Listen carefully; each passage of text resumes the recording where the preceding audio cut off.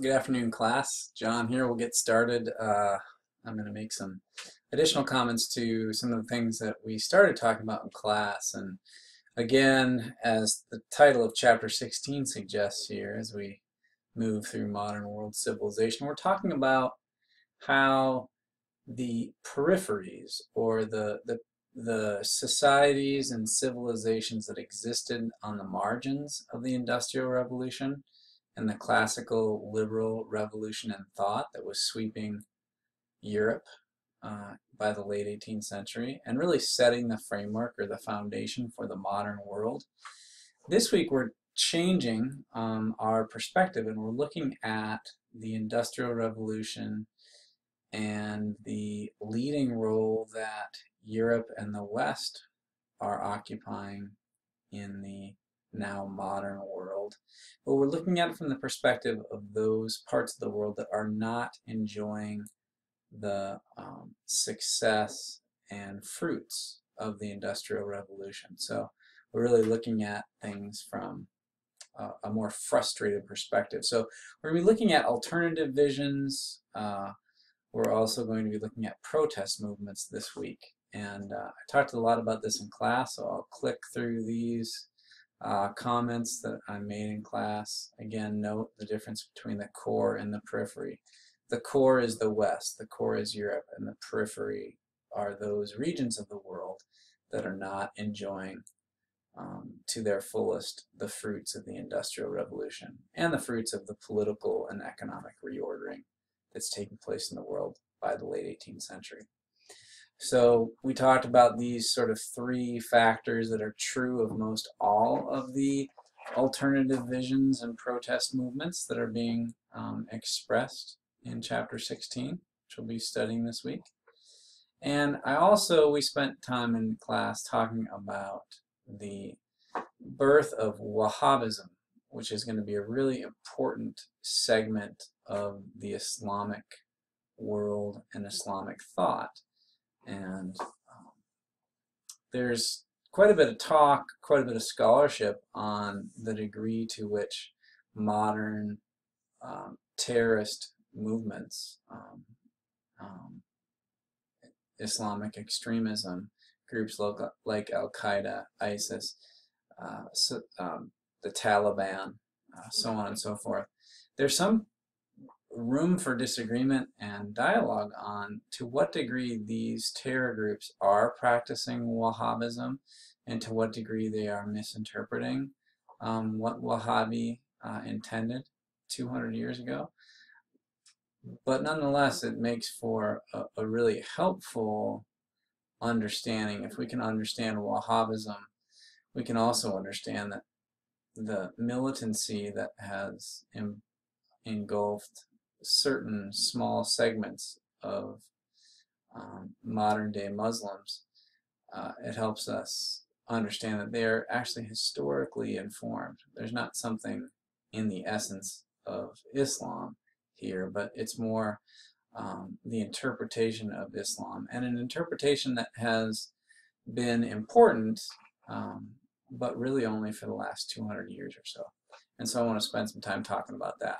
We discussed in class what classical liberals would have to say about Wahhabism. And you probably note midway through the document that you read for today, there's discussion of, banning and forbidding things like the consumption or smoking of hashish. There is, throughout the document, strong emphasis placed upon how the proper Muslim will interpret and practice his Muslim faith or her Muslim faith. But I want to point out that these are all suggestions that there should be a force outside of the individual to make these determinations. So right there, that might be your answer to this second question. The classical liberals want to put the freedom to determine, the freedom to decide in the hands of the individual. What Wahhabi is saying is, no, these decisions, if individuals make them, they will quite likely or quite possibly cut against the grain of established, accepted Islamic belief and practice, and therefore we need to get back to the fundamentals of the faith. So just so you can see, there's a disagreement here. There's a tension, and Wahhabi is sort of cutting against, not just sort of, he is cutting against the classical liberal mode, and there's a call for orthodox thought, not individual thought.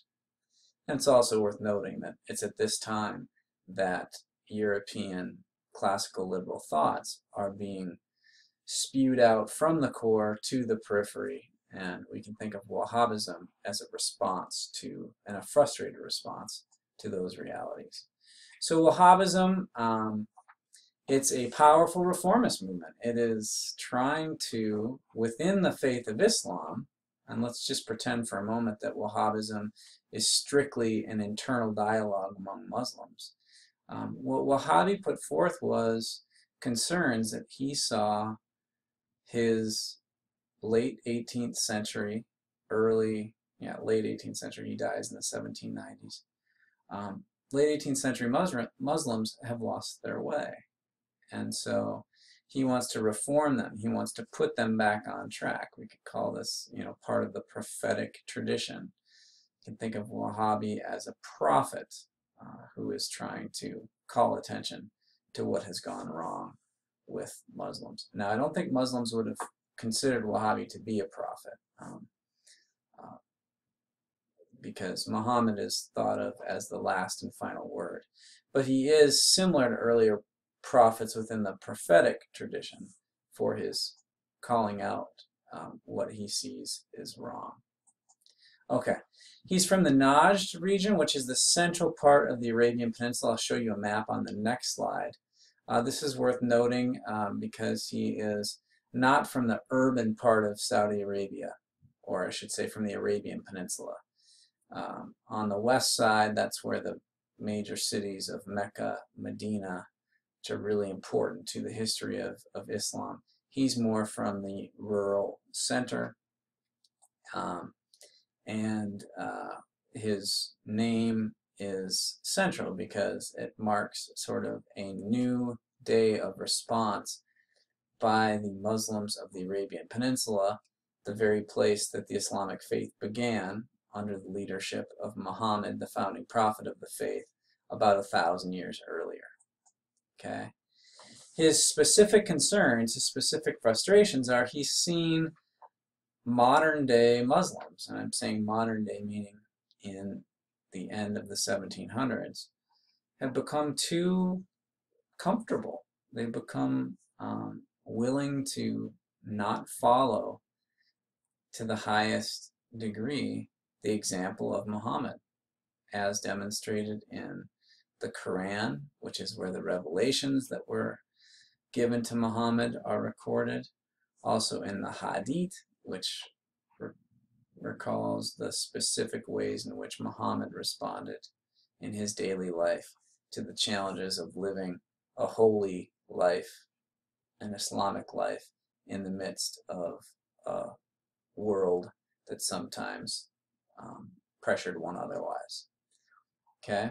And his other concern is the oneness of Allah, or Allah, was such that if people are worshiping Allah in the form of saints from the earlier Islamic history, that is a step removed from Allah and his sacred holiness. And so this was viewed by Wahhabi as idolatrous and therefore unacceptable. And similar frustrations with the Sufi sect, which in Wahhabi's opinion was again a sect that was diverging or cutting away from the traditional accepted belief as evident in Muhammad's words and Muhammad's example during his life. So the Wahhabis were sort of a Puritan effort to get back to the basics. One other way of saying this is they were fundamentalists. They wanted to go back to what they viewed as the fundamental practices that Muhammad, the founding prophet of the Islamic faith, wanted for his fellow Muslims. So here's a map. This shows you in the time of Wahhabi, so going back a little over 200 years, the Ottoman Empire was still in power. And the Ottomans were a source of criticism for Wahhabi. He had seen the Ottoman Sultan, the Ottoman rulers, drift from the fundamental principal practices of Islam. And also on this map we can show you, this is the region of the Arabian Peninsula that the Wahhabis came from. So you can note that it's an area that is not fully controlled by the Ottoman Empire. And the Ottoman Empire did house Medina and Makkah, or Mecca, the two most holy, sacred cities in Islam. Jerusalem was also a holy city of Islam. So Wahhabism, when it breaks out, it's threatening what is already sort of the fragile rule of the Ottoman Empire. The Ottoman Empire is becoming sick, it's losing its grasp. And the Wahhabis are calling attention to how the Islamic faith should essentially purify itself. The Egyptians, as we mentioned last week, Muhammad Ali was sort of a modern Egyptian. The Ottoman Empire will actually call upon Muhammad Ali to come from this part of the Ottoman Empire over here and to fight the Wahhabis out. And it's Muhammad Ali who actually removes the Wahhabis from Mecca after they had successfully entered into and taken over Mecca for a brief period of time. But what does this have to do? I want to just talk just briefly as I close here. Wahhabism is a little bit difficult to understand, but I think it's worth noting that Wahhabi himself would not necessarily have supported the developments that have taken place in his name in terms of the radical terrorist Islam that is a part of our world today. First off, Wahhab was as I mentioned already, he wanted to go back to a pure, purified version of Islam. He was a fundamentalist. He wanted to go back to the fundamentals. He was fundamentally concerned about the Islamic faith, and that's an important thing to note. It's worth noting that at this time in Europe, there had become a division between church and state. One of the political values that the European Enlightenment thinkers put forth was that individuals should be sheltered. They should not have to make a stance on behalf of their faith. The state should not put a faith upon individuals. That should be fundamentally an individual decision. That was a challenge for Muslims like Wahhab to accept, because religion had been such a communal and social matter up until that time. The Quran also called for equity and respect. So economically speaking, Muslims wanted to see a shared balance of the benefits of the economy. It was not okay to leave certain people behind. And as we know, in industrial capitalism, as we look at the Industrial Revolution, there were a lot of people who were left behind. And so there's something a little bit at odds. So Wahhab is going to be calling out some problems that he sees with the new order of the world as it's starting to creep out into the periphery. We've already talked about heresy. He was concerned about how Islam might be threatened from new changes that people had placed upon it. He wanted to get back to the fundamentals of the faith. But in all cases, Wahhab believed that the only way to change people's minds was through education, study, and debate. Essentially, by teaching them what they need, they would be ready to change their lives. This is, of course, very different from what modern-day Islamic terrorists practice in the world. The second strain that happens, even in the time of Wahhab, is that Wahhab joins forces with the House of Saud, a prominent clan that is on the Arabian Peninsula, and this is where much of the change happens. I'm going to have to stop here, but it's from the second strain that much of modern global terror emerges.